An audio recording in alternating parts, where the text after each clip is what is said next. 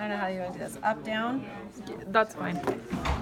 Okay, so we'll start with the easy one. So this is gluteus maximus, right? So gluteus maximus originates on the iliac crest and then the sacrum, the coccyx, and then it inserts onto two places. The iliotibial band is one insertion, and then the gluteal tuberosity of the femur is the other one. So this is very big hip extender, right? Thigh extension.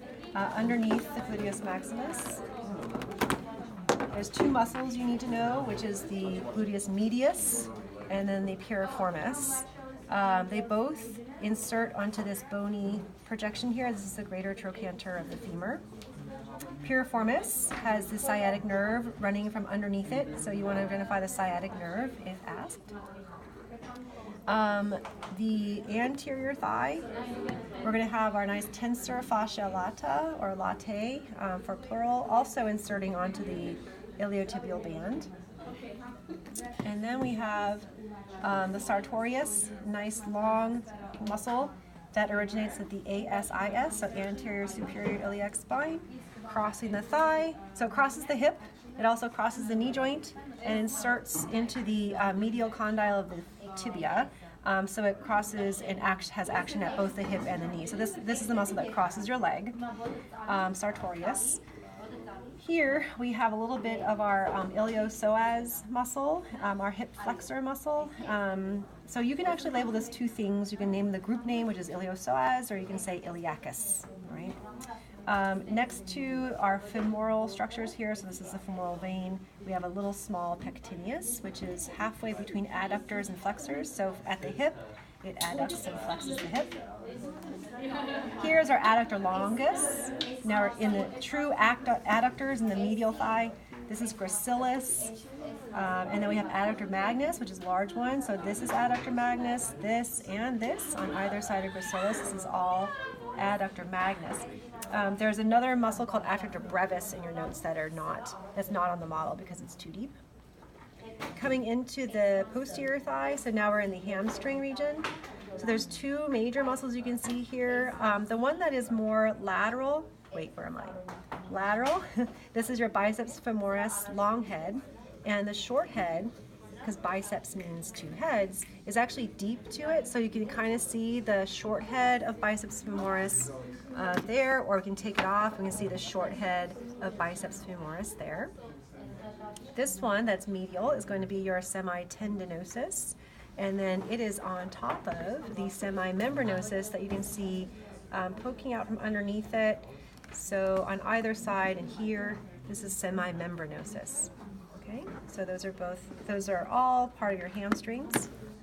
And your hamstrings all have an origin on the ischial tuberosity of your coxal bone.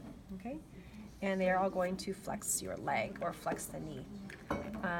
So let's remain back here. So on the posterior leg, so we can see the two bumps here. This is your gastrocnemius, and there's two heads. So look at the toes if you get confused, the medial head and the lateral head.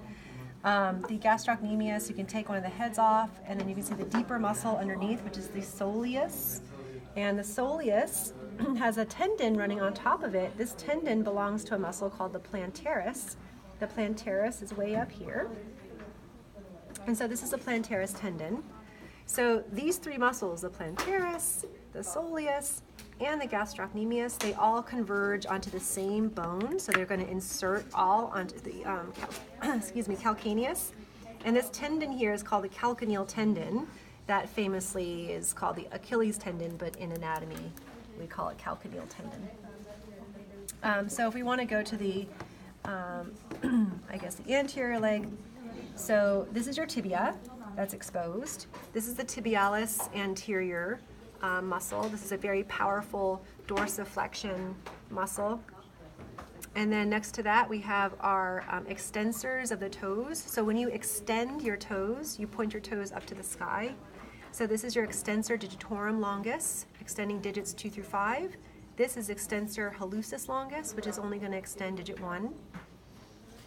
As we roll to the side, now we're truly lateral in the leg, so your lateral leg bone is your fibula. So this is going to be fibularis longus and fibularis brevis. Okay. lastly, we just need to have the deeper leg muscles. So we can take a look at those. We take this whole thing off. There's several muscles here. So this one that runs obliquely behind the knee, that's called the popliteus. Then we have 1, 2, 3 more muscles. So these are all going to flex your digits. So when you flex your toes, you're going to curl them under. So this one here, this is going to be your flexor hallucis longus. The one off to the side is your flexor digitorum longus. And the muscle you can see kind of in between them, that's tibialis posterior. Okay, and that's it.